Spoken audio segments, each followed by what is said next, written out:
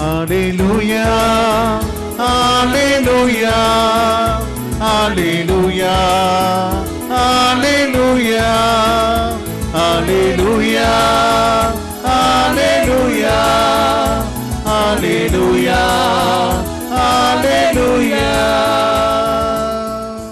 വചനം കേട്ട് ഉത്കൃഷ്ടവും നിർമ്മലവുമായ ഹൃദയത്തിൽ അത് സംഗ്രഹിച്ച് ക്ഷമയോടെ ഫലം പുറപ്പെടുവിക്കുന്നവർ ഭാഗ്യവാന്മാർ.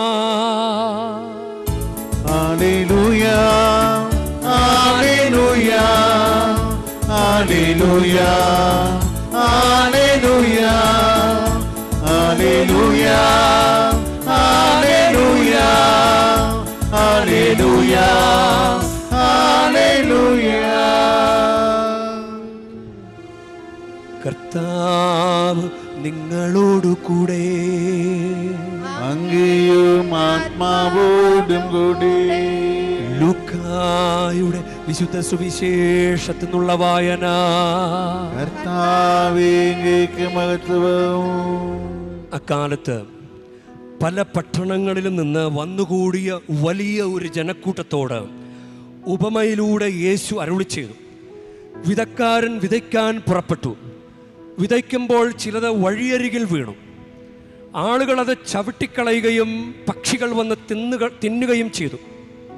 ചിലത് പാറമേൽ വീണു. അത് മുളച്ച് വളർന്നെങ്കിലും നനവില്ലാതിരുന്നത് കൊണ്ട് ഉണങ്ങിപ്പോയി.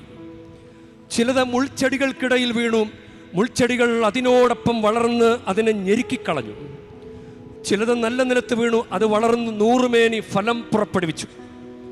തുടർന്ന് അവൻ സ്വരമുയർത്തി പറഞ്ഞു, കേൾക്കാൻ ചെവിയുള്ളവൻ കേൾക്കട്ടെ.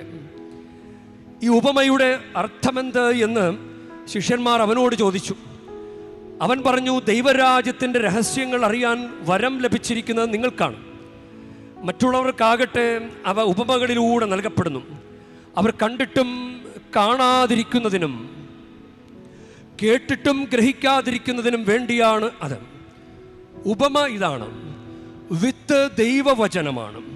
ചിലർ വചനം ശ്രവിച്ചെങ്കിലും അവർ വിശ്വസിക്കുകയോ രക്ഷപ്പെടുകയോ ചെയ്യാതിരിക്കാൻ വേണ്ടി പിശാച് വന്ന് അവരുടെ ഹൃദയങ്ങളിൽ നിന്ന് വചനം എടുത്തു കളയുന്നു. ഇവരാണ് വഴിയരികിൽ വീണ വിത്ത്. പാറയിൽ വീണത് വചനം കേൾക്കുമ്പോൾ സന്തോഷത്തോടെ അത് സ്വീകരിക്കുന്നവരാണ്. എങ്കിലും അവർക്ക് വേരുകളില്ല. അവർ കുറേ നാളത്തേക്ക് വിശ്വസിക്കുന്നു, എന്നാൽ പ്രലോഭനങ്ങളുടെ സമയത്ത് അവർ വീണു പോകുന്നു. മുള്ളുകളുടെ ഇടയിൽ വീണത് വചനം കേൾക്കുന്നെങ്കിലും ജീവിതക്ലേശങ്ങൾ, സമ്പത്ത്, സുഖഭോഗങ്ങൾ എന്നിവ വചനത്തെ ഞെരുക്കിക്കളയുന്നത് കൊണ്ട് ഫലം പുറപ്പെടുവിക്കാത്തവരാണ്.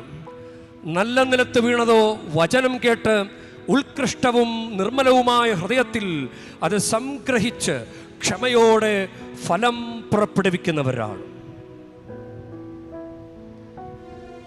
കർത്താവിൻ്റെ സുവിശേഷം. ക്രിസ്തുവേ, നിനക്ക് സ്തുതി.